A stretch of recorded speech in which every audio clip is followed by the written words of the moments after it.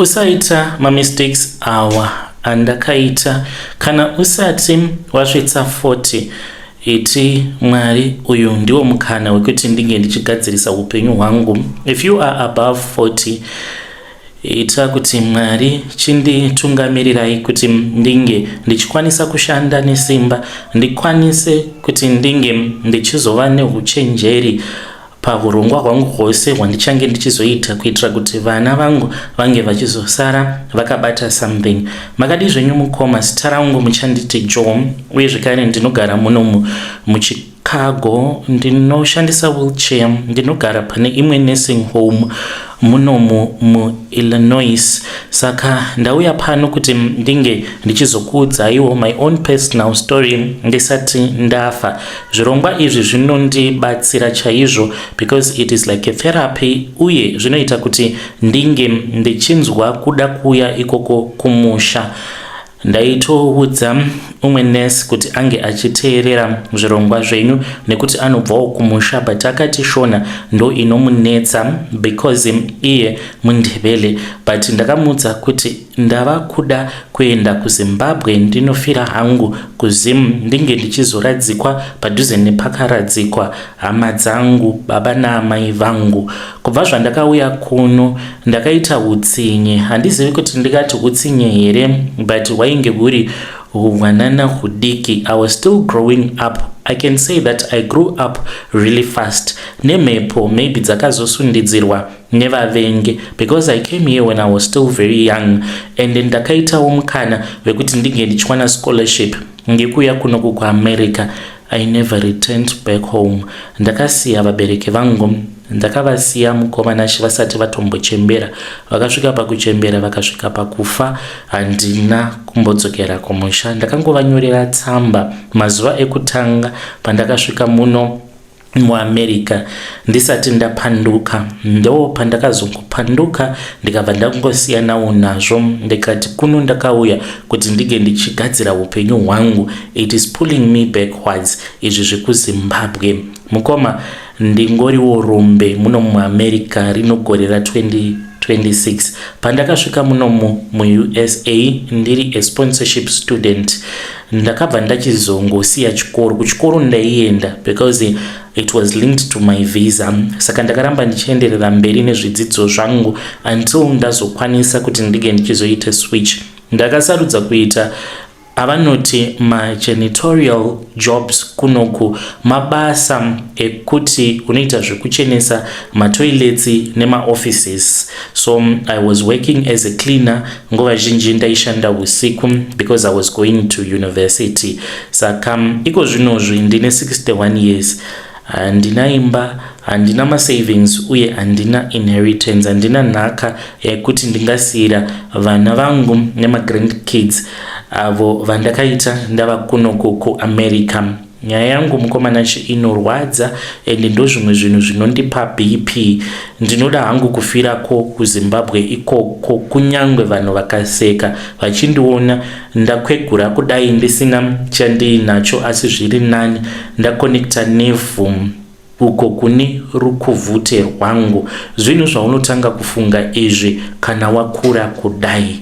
Saka ndauya kunoko nekuda kwekuti ndakatangawo kuwirirana nevafanhawo vechidiki avo vandainge ndichidzidza navo, maBlack Americans. Saka ndakabva ndachizotanga kushanda sezvaiitawo mamwe maAfricans because takauya kunoku takasponswa nesame organization vekuKenya nevekuGhana. Saka taitongoita izvozvizvi zvimapeace job kuti tinge tichiwanawo kurarama. Saka inini zvekudzidza ndakazozviramba full time. Ndakaramba kudzokera kuZimbabwe kuti ndige ndichinotangidza upenyu. Ndikati America nekutapira kwairi kuita. Saka ndakati handingambodzokeri kuZimbabwe. Upenyu hwangu mukoma, ndainge ndiri munhu wandingati ndaidanana nevakadzi vakawanda panguva imwe chete. Ndainge ndisina a stable status in a relationship. Ndakatanga kudanana nemadzimai akasiyana siyana, maLatina nemaBlack Americans, because ndakange ndava kutogara kumageto chaiko kunoku. Ndakaita vana vanosvika 7 nemadzimai akasiyana siyana. Ndainge ndisingatoroori, taingogarawo tose panguva iyoyo, then tobva tachizorambana. Nekuda kwekuti vakadzi ava vandakaita navo vana vakazogumisidzira vava kuenda kuchild support, saka ndaiti ndichishanda mukoma, mari yangu yainge ichingoperera kuchild support. Ndakapedza makore akawanda ndichingobhadhara child support, mari dzevana vakawanda kudaro. Mari yaishanda ingobva mupocket ichienda kustate. Apa handina kuitawo ungwaru hwekuti ndige ndichizvi-upgrade kuti sezvo ndiine vana vakawanda, child support yakawanda kudai, ndodzokera kuchikoro ndokwanisawo kuwana basa rekuti ndinenge ndichiwanawo mari yakawanda. I was satisfied nemabasa andainge ndichiita. Ndikangoti upenyu hwangu hwainge huri hwekungoti chero ndangowana vakadzi vekungodanana navo different types. Saka ndakazotanga kurwara mukoma, ndakambobatwa nemeningitis, izvo zvakazokonzeresa kuti ndinge ndichizova paralyzed kumakumbo kwangu uku. Saka ndakararama upenyu hand to mouth nekuda kwekuti ndaibhadhara mari yechild support yakawandisa. Vana vangu ava havana inheritance ende havana zvakawanda zvavanombotarisira kubva kwandiri, because I was not a father that was not even there. Handina kumbogara ndakafunga kuda kuenda nevana ava kuzimu kuti vange vachibva kwakabva dzinza ravo, even though a couple of their mothers were willing to go with me to Zim apo pandainge ndisati ndaremara, but ndaizviramba izvozvo because ndaizviudza kuti first of all ndiri kuda kuti nditange ndamboita mari. Kana ndava nemari pandinosvika kumba ndinenge ndichinzi uyu munhu uyu ane mari dzake. Handinawo kumbofunga kuti ndinge ndichitenga imba kunoku kuUSA kana kuti kuZimbabwe. Dai ndaida kumusha ndikadai ndakavaka imba, because zvimariwo zvandaisara nazvo yaivawo mari yekuti ndaikwanisa kutovaka imba, but sezvo ndainge ndakakata relationship yangu handina kuti ndige ndichikwanisa kuzotumidzira mari. Ndakapedza makore akawanda mukomanashe ndigere munomu munyika. Saka iko zvinozvi nekuda kwekuti ndiri kurwara, ndinoti kana ndikatanga kufunga kuti saka upenyu hwangu huchazovei, ndingoriwo munhu ava kungochengetwa zvake nestate, handina kana mari. Ndinoda kuti unge uchipa yambiro vamwe vakomana nevasikana vechidiki vanenge vachiri below 40 kuti unongopiwa mukana umwe chete kuti unge uchigadzirisa ramangwana rakanaka revana vako. Asi kana ukanzwa nyaya iyi uri above 40, usarasa tariro. Nebasa rako raunoita iroro unokwanisa kuwana something zvekuita kuita kuti vana vako vasazokurawo vachitambudzika. Mashoko andinongokuudzai ndeyekuti usati wasvika makore 40 iva neimba, iva nemasavings, uye zvekare iva nebusiness rekuti kana ukarwara business iroro rinongoramba richingopinza upfumi iwewe usingashandisi maoko ako. Kana ukakwanisa kurarama upenyu hwakadaro hwekuti uchitorwara business rako rinenge richirana, profit ichitopinda mubusiness, ziva kuti unenge wagona kuronga upenyu hunoda kurongerwa uhu. Musamirira kutanga kuronga mangwana, chitotangai kutoronga upenyu hwacho nhasi. Kunyangwe uri kunyika kwauri ikoko wakatosiyana neni, ndiri kuAmerica kwacho kunotogadzirwa ma-US dollars, but isu takatofoira examination youpenyu, ndangorindirawo kungofa. Ndinokutendai chaizvo nekuda kwezvirongwa zvenyu izvi, nekuti vamwe tinotozvishandisa zvirongwa izvi kuti tinge tichiwana therapy sevanhuwo vagarisa kwemakore nemakore tisingadzokeriwo kumusha. Zvinoitawo kuti tinge tichinzwawo nhau idzo dzinoitika ikoko kuAfrica. ndinenge ndichingonzwawo mwoyo wekuti dai ndakwanisa kuuya kumusha, but ini ndakazvipa chitsidzo chekuti ndiri kuzofira kuZimbabwe ikoko, kunyange ndikazovigwa nestate, but ndichavigwa nestate ndiri munyika mangu. Hey, muri yeZimbabwe ndo message yandakatumidzirwa ichibva kuna sekuru avo. Zvakangooma hazvo veduwe. Is it possible kuti munhu anganzi aenda kuAmerica achiri mudiki, osvikako oenda kuuniversity, osvika pakuchembera asina kumbodzoka kumusha, mapepa ose aripo? Is it even possible zviri kutaurwa nasekuru ava? Hanzi vabereki vose vakashayika, ndina kana kutombodzokera kuZimbabwe. Ngatitaurei navo mucomment section. Hanzi ndine vana 7, ndakapedza nguva yangu ndichibhadhara, hanzi inonzi child support, saka ndaingoshanda mari ichitorwa nestate, handina kukwanisa kuti ndige ndichitawo madevelopments muupenyu. Let us try to speak with our dear brother comment section. Thank you very much nekusapota chirongwa chedu. Regedzei tibva taenda panyaya yedu inotevera. Nyaya yedu inotevera yakamira sekudai so. Hanzi makadii zvenyu mukoma, please post my story makavigawo chitupa changu. Ndauyawo pano ndine confession yandinayo, handizivi, maybe nekuda kwekuti ndiri mutsvuku ndokusaka ndakasarudzwa kuita muroyi. I really do not even know. Kunyange vanhu vanonzi vane manjuzu, seiko isu vanhu vatsvuku tichingosarudzwa nemweya yakadaro? Ndiri kufunga tsumo iya inoti mukadzi mutsvuku akasaba anoroya. So mukomana ashe, inini ndine basket, ndine chibasket icho chandakapiwa.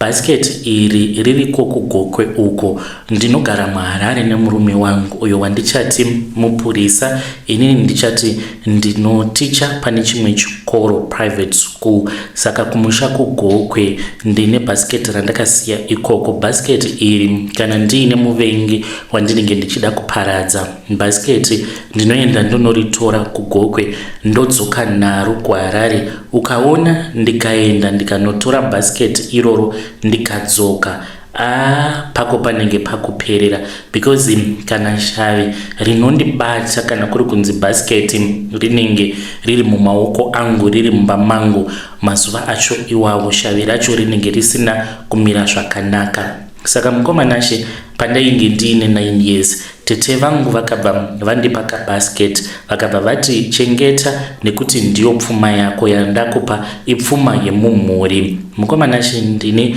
41 years.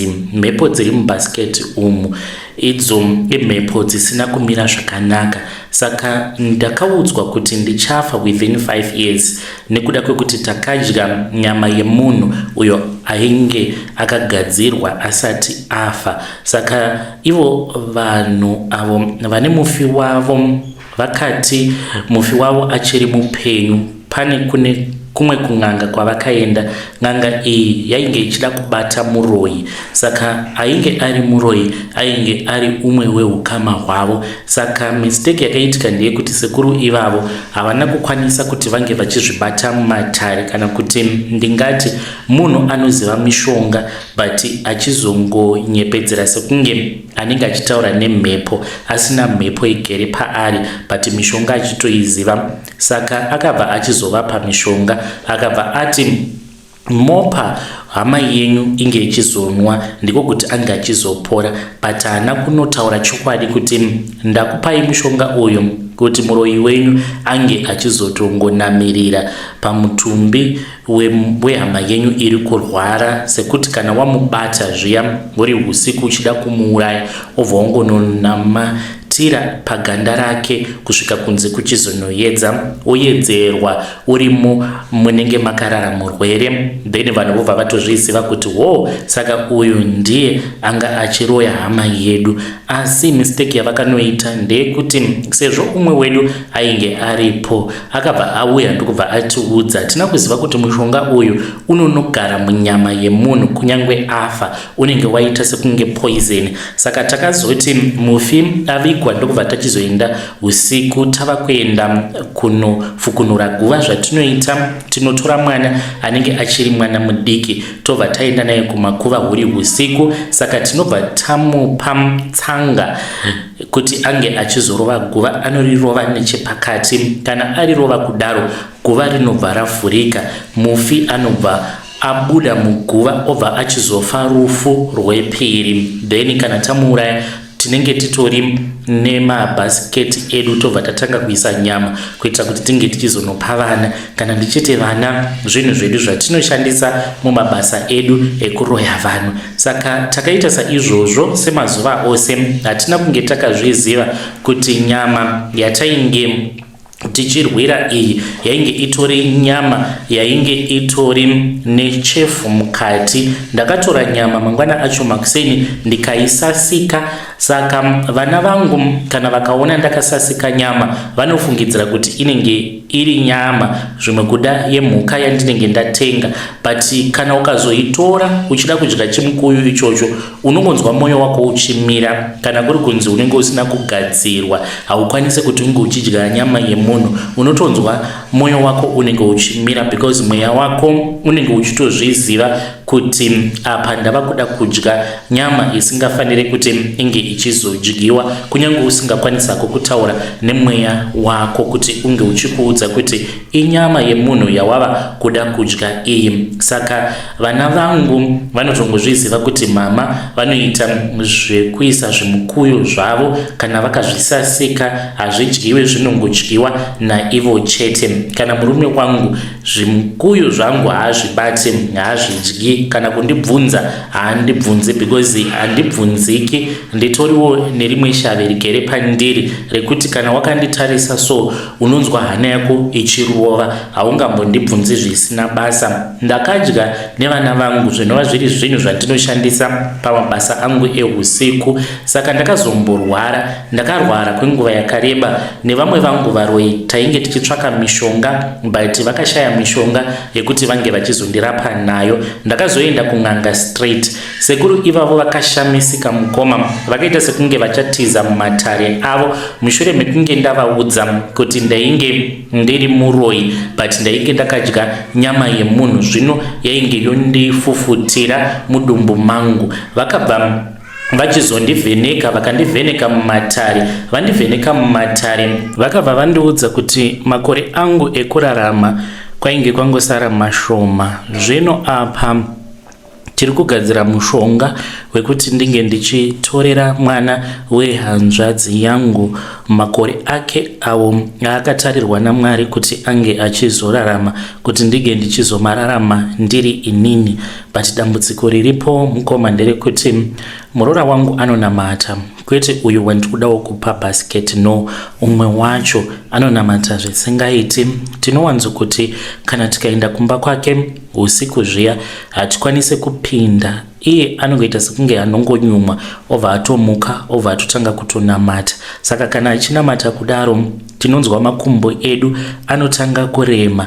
Kana kufamba unenge usingachakwanisi kana kufamba kukanda nano because unenge uchita sekunge unenge wakasungirirwa simbi dzenjanji mumakumbo ako. Izvi zvinoitika pose apo patinoenda kumba kwake huri usiku, kunyange ndikambomushanyira nekuti agerewo munharaunda muno mandigere. Saka ndinokwanisa kumboenda kumba kwake ndongodhileya ndorarako. Saka kunyange ndikarara mumba make hazvireve kuti kana ndava kuda kumuroya ndinongosimuka ndichibva pandinenge ndakarara ndava kutoenda kunomuroya. No, hazviitikisa izvozvo. Ndinotomboenda kumeeting nevamwe vangu. Pakuzofamba apa tichidzoka manje pamba paanogara, tasvikapo iye anobva amuka obva atanga kunamata. Haazvizivi zvake kuti vatete vake ndozvavari, anongonzwa izwi rinomuti namata mukaunamate.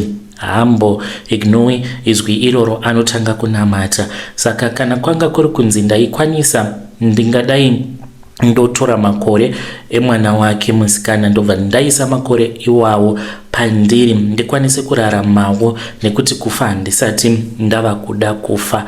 Apa ndiri kuda kuti ndige ndichizopa umwe muroora wangu, mukadzi weimwe brother yangu, ndiye wandiri kusarudza kuti pari zvino ndiye anofanira kuti ange achizova mugari wenhaka iyoyi yeuroi. Saka ari kumhiri kwemakungwa ndakangomirira nguva kuti kana yakwana ange achizouya, because tatova nemakore tichitaura nyaya imwe chete. Nyaya yatiri kutaura inyaya yekuti makuva ari kufanira kuti ange achigadziriswa mumusha, saka vari kuzotodzifambira nyaya idzodzo kunyangwe achinamata. Asi kuti pama-unveiling pane tumwe tuchivanhu tunoitwa, saka ndichazviwandisa muchivanhu ichocho kuti ndige ndichimutsaudza pana Mwari wake, muchengeti wake, kuti ndikwanise kumubatisa kabhasikiti.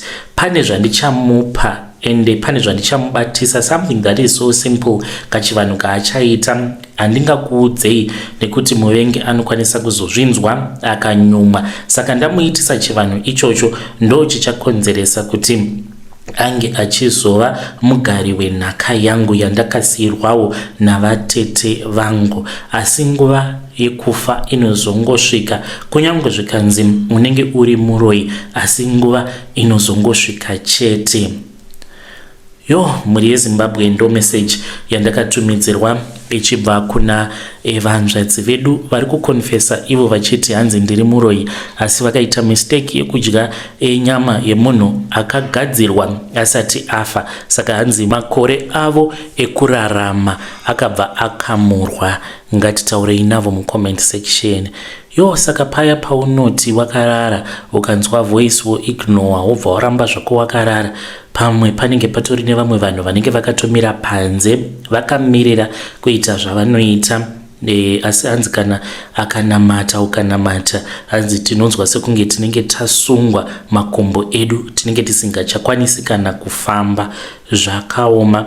Let us try to speak with our sister mucomment section vange vachizoreurura. Regedzei tibva taenda panyedu inotevera. Nyedu inotevera yakamira sekudai so. Hanzi mukomanashi makadii zvenyu, please post my story makavigo chitupa changu. Ndauyawo pano ndiine confession yangu yandiinayo, uye zvakare yakamira sekudai. I've been living kunoku ku UK for the past 12 years illegally, so ndiri kunyara kudzokera kuzimu because handina kana anything, sezvo ndagara kunoku kwemakore akawanda kudai. Vanhu havatozvizivi kuti kunoku I'm just a ghost, handina kana mapepa. Saka mukoma, vanhu vazhinji vari kumusha vanongoonawo tichingoblinga blinga pama WhatsApp, pama statuses, asi havazvizivi kuti kunoku kuna kutombomira zvakanaka. Ndakauya kuno mukomanashi, pandakauya kuno mainge muri mugore ra2014. Ndakakwanisa kuuya kunoku nevisa remwedzi mitanhatu ndikabva ndaoverstaya. Saka ndaoverstaya kudaro ndakasvika pakuzogara 12 years now ndiri illegal. Handina mapepa uye zvekare handina basa chairo chairo rinondipa mubvumiro yekuti ndige ndichishanda muno. Ndinoitawo zvekugadzira motikari. Ndakasvika pakudzidzira kugadzira motikari ndiri kunoku ku UK. Handina kana mari kana dola rimwe chete zvaro rekudzosera kuzimu because ndinoshandira umwe muZimbabwean. Saka muZimbabwean uyu wandava kushandira iko zvinozvi anomboti akambondibhadhara zvinhu zvacho zvobva zvamboita wiki so semunhu usina mapepa unongotiwo so long wakwanisa kuwanawo mari yekuti unge uchiwana pekugara, kutengawo chikafu kana kutofamba. Handitofambi zvekutodaro, ndinenge ndingori hangu pamba ndo pandinenge ndiri, kungobudawo zvimwe kuda usiku tichiendawo kunonwa doro todzokawo. Ndo upenyu hwangu hwandiri kurarama. Saka ndinongopiwawo ma-odd jobs, ma-cash in hand, and kana ndikasatowana mari dzema-cash in hand idzodzidzi zvinhu zvangu zvinosvika kundiomera. Saka handizivi kana muchikwanisa kundigadzirirawo GoFundMe yekuti ndige ndichidzokera kuZimbabwe. Haasi munhu wose ari kuno kudiaspora ane upenyu hwakanaka. Ndine shamwari dzimwewo dzakazouya kumashure kwangu vakatotengawo dzimba vakavaka dzimba kunana Norton uko vakatengawo motikari, but inini kunoko ndinotongoita upenyu hwaTom and Jerry nemapurisa eHome Office. Ndinonyara zvino kudzokera kuZimbabwe ndisina kana chandinacho. Ndinofunga nezvemusi wandichatsika paRobert Mugabe International Airport kuti ndichange ndiinei chaizvo. Hama dzangu of course ndinotaura nadzo dzichati zvimwe kuda munhu ava nemakore akawanda kudai ari kuUK ari kuuya akabatawo something. Ndichati kudii kuvana vangu vatova above 18. Mwana wangu mukuru ane 27 years. Ndichati baba venyu vainge vari muUK kwe12 years vakadzoka vasina kana anything. Zvinhu zvinondinyadzisa mupfungwa nemumoyo. Ndinodawo help kubva kune vedare renyu. Ndinenge ndiri mu comment section. Hey vedare, ndo message iyo yandakatumidzirwa ichibva kuna mukoma vedu avo vari kuti vari kuUK. Hanzi vanhu vacho vandinoshandira maZimbabwean kunoku kuUK hanzi vanondidzvanyirira. Ndinoti kana ndikashanda munobva kuudza kuti zvakasunga ndichazokupa mari yako. Apa ndinorarama nemacash in hand jobs. Voitawo sei? Havana here dzimwe nzira dzekuti vanokwanisa kuwana mapepa? Ivo vanga vachitaura imwe nyaya. Hanzi ndine umwe mudzimai uyo wandakambofambidzana naye. Vakanyora ivo vakati, mukoma, Mwari vakambondizarurirawo nzira dzangu, asi ndakazongoitawo pride. Ndakatanga kudanana neumwe mukadzi ainge akabva mukudhivorsa murume wake akati it is fine tochiita kuti ndige ndichikuisa pavisa. Makore acho iwawo zvainge zvisati zvaoma, asi ndakati ndava kugara naye ainetsa mukadzi iyeye. Aiti kana akaenda kubasa akadzoka zviya akawana pamba pasina kuitwa anything, ndisina kubika, kumuwachira, kutsvaira mumba, aindidzikisira zvisingaiti. Saka ndakazorambana naye, but I regret because soon after that akazototanga kutofambidzana neumwe ainge ari best friend yangu zvikandibata mushure mekunge ndazonzwa kuti vainge vakachata court wedding. Ndingadai ndakakwanisa kuwana mapepa ipapo, but pride ndiyo yakakonzeresa kuti ndige ndichibuda relationship. Ndikati handingaitwi iyoyo nemukadzi akandiziva ndatova kunoku kuUK. Ndo imwe message iyo yavakatumidzira. Zvakangoma hazvo veduwe, ngatitaurei navo mucomment section. Regedzai tibva taenda panyedu inotevera. Nyedu inotevera yakamira sekudai so. Hanzi mukomana makadii zvenyu, please post my story makavigo chitupa changu. Ndauyawo pano ndiine confession yangu iyo yandiinayo. Ndakaitawo bring back lost lover after my ex-boyfriend ava kugara neumwe musikana who is pregnant right now. Saka paakadzoka I then discovered kuti handichamudi. Apa ndakatonobvisirwa mari mukoma vabereki vangu vakabva vagamuchira. Zita rangu inini muchanditi Q, uye zvekare ndiri kureurura. Ndinogara kunoku kuAvondale. Mukoma ndine murume wandigere naye who used to be my ex-boyfriend, now ava murume wangu. Ndakabaiza mani, ndakaita zvakadhakwa, ndapfurirwa nefriend yangu ndokubva taenda kumazowe kune vamwe gogo avo vakanondipa mushonga unonzi wechinamira. Then I got my ex-boyfriend back. Saka mukomana muna January iro rinogore ndakarwadziwa nekurambwa ne-ex-boyfriend yangu, ndikabva ndanoita bring back lost lover kunganga kumazowe. Saka akabva achizodzoka ndikanzi anenge ava chinamira pandiri. Saka ndakabva ndachizoenda kutown because iwo mukorokoza anoita zvekukorokoza. Akanditi sorry for breaking your heart, mushonga wainge wava kutotanga kutoshanda. Ndokubva andipa mari akanditi chenda unotenga zvaunonzwa kuda mutown. So off I went to the CBD. Ndaenda mutown ndo pandakabva ndachizosangana nembinga. Ndakangomisa motikari ikabva yati kwandiri inondida. I got into the car, we went shopping together. together, had lunch, then akadzoka neni kuAvondale. Ndakazoburukira hangu kure nekwatinogara because I did not want people to see me ndiri mumotikari yeumwe murume. So now I am really confused mukoma because murume wandigere naye I really do not love him because haana mari, because I've been thinking good right now I'm not yet pregnant. What if ndikazoita pregnant pamberi apo apa pane umwe futi mukadzi ari pregnant, haamungambozozvigoni zvevanhu vaviri kuti uko mapampa kwandiri mapampa plus inini ndine high standards. Ndainge ndakazviudza kuti when I give birth ndikuda kuti ndinge ndichizozvariswa nemurungu, having a water bath, and ndinoda kuti video racho ringe richizotrenda on social media. So this guy wandigere naye, it was just that I was desperate, but one-on-one live mukoma, it was a big mistake kuti ndinge ndichiita a bring back lost lover. Handichazivi kuti ndodii munhu uyo, handisi kumuda, ndiri kudanana nembinga ine mari, anogara achinditora tinoenda kunodya kuBorodale uye zvekare anondipa mari ari kuti ari kuda kundiroora. Ndakamuudza kuti ndiri kushungurudzwa nemurume wandigere naye, but it is just a lie. Akatomboti ndotsvaka matsotsi here ekuti vange vachimurova. Ndikati no, ndichangomusiya. Muri yeZimbabwe kana ndikasiya munhu uyo ndinganzi ndinenge ndaita zvakaipa here, ndiri kutya mukoma kuti ndichaluza mbinga yandanga ndakazvipirirwawo naMwari. Please ndichenureiwo muri yeZimbabwe, ndodii because handichamudi murume uyu. He is a broke guy, handbrake chaiyo, hakuna kwandingambofa ndakasvika naye. Ndinongoti be careful for what you wish for through spiritual means. Handina kunge ndakaziva kuti Mwari vainge vaine soulmate iyo yavainge vakati uchazosangana nayo after warambwa neboyfriend yako. Ndava kuitawo speed yehuku yagurwa musoro kunanga kumazowe shua kunoita mhiko dzakadai. I need advice mukoma. I'll be waiting for your response, but ndinenge ndiri mu comment section.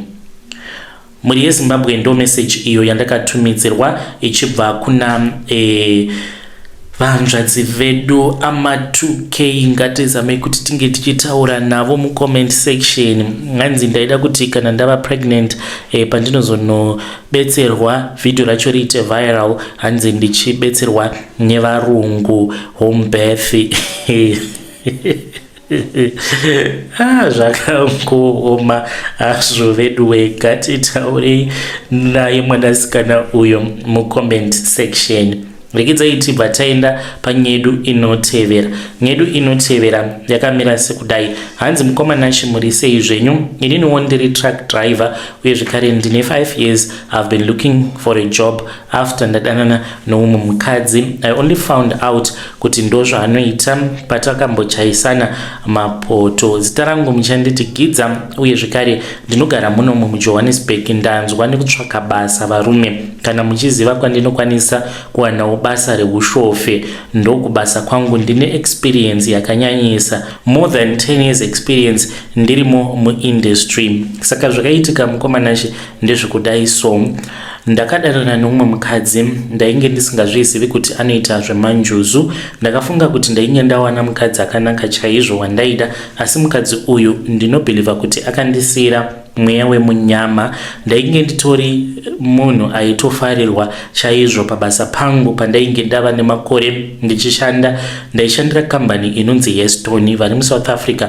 I'm sure kuti munoiziva kana makamboona matrack acho. Ndokwandaishanda ikoko, but ndakangodzingwa basa sefani sekuseka. Ndatoenda kudelivery kuMpumalanga, ndikabva ndatongonzi ndinge ndichipaka pandainge ndiri. Pakatosvika umwe driver muSouth African kwava kutotora truck akatodarikira mberi nerwendo akaenda akanodeliver. Mukoma basa rikapera. Handina kana kumbopiwa kana cent, even though ndainge ndakavimbiswa nevarungu vaizviziva kuti ndakaita makore nemakore ndichishandira Heston.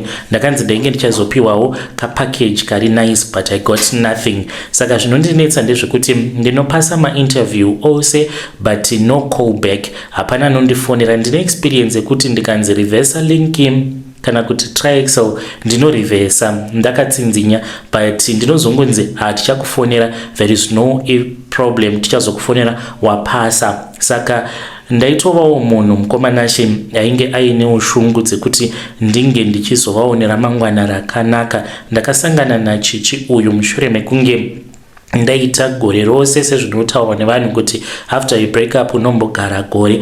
Ndainge ndarambana namadam because namadam paiva nebig problem mumarriage medu nekudawo kwekuti kwavanobva kwainge kwakasimukira kwedu kwainge kwakadzikirawo. Saka ndaiti ndikada kubalansawo kwedu kuti ndisimudzirewo hama dzangu vainge vasingadi kunzwa izvozvo, saka painge pasina kumira zvakanaka. Takati taparadzana kudaro ndopandakabva ndachizosangana nachichi. Ndasangana naye pakuzonochaisana mapoto. Apa ndopa akandiratidza kuti ane machira ake aanoshandisa emanjuzu, egold, ewhite, eblue. Ndikatoitiswa chivanhu chemanjuzu ndikaitiswa zvose. Saka after takangonetsana ndiri kubasa, chichi ndokubva atondiudza kuti ainge ava kutobva muJoburg ava kuenda kuDurban. Ndikati zvinoita here izvozvo kuti ndipo pamba wava kuti wava kutorongedza, ko how far wadi wangondimirira kusvika ndadzoka? Kanditi I can't wait for you because bhazi riri kufanira kuti ringe richienda neni kuDurban ratova muJoburg, saka ndiri kutobatsirwa nemafriends angu kutorongedza. Ndikati haikaka, so it is not a discussion, uri kutondiudza zvinhu zviri kutoitika. Akati hongu tichazoonana zvedu nerimwe gore. Pandakazodzoka kuDeni handina kana kuwana anything of mine that was missing. Akangotora hembe dzake then she went. Saka after that ndo pandakabva ndachizopiwa route yekuenda kuMpumalanga and then I got fired on the spot. Ndakadzingwa basa mukomanashi. Ndakati zvimwe kuda maybe ndine mhosvawo dzandaita maybe dzandisingazivi, but ndainge ndasiyana nachichi. Mhepo dzakaramba dzichingonditeverera. Ndinoenda kuma-interviews kumakambani makuru, vana Unitrans, vana Imperial. Ndinotopasa mukoma, ndine experience, but ndinoti kana ndapasa ndinongonzi we are going to call you maybe for my medicals. Uchazouya for my medicals mangwana ndimangwana. Until now ndiri munhu ari kutambudzika kuti ndinge ndichiwana basa. Handizivi kuti ndodi mukoma kana kuine vanoziva, kasi njuzu dzacho ndinofanira kuti ndinge ndichidzikumbira ruregerero. Zvimwe kuda ndinenge ndiine zvandinenge ndakamutadzira mukusaziva. Vanoitawo zvemanjuzu ndibatsirei. Hey vedare, hanzi vanoita zvemanjuzu ndibatsirei. Hanzi kana wakambofambidzana nemunhu wemanjuzu akazongokusiya then ubva watanga kuita minyama, unofanira kuti unge uchiita sei? Ngatitaurei navo mucomment section. Mukoma vedu ava zvakangooma hazvo vedu we zvinotyisa. Hanzi ndinotopasa ma-interviews, but kana ndapasa an interview there is nothing that will change. Handina kana phone call, handizombofonerwi nevanhu avo vanenge vati kwandiri you have passed the interview. Let us try to speak with our dear brother mucomment section.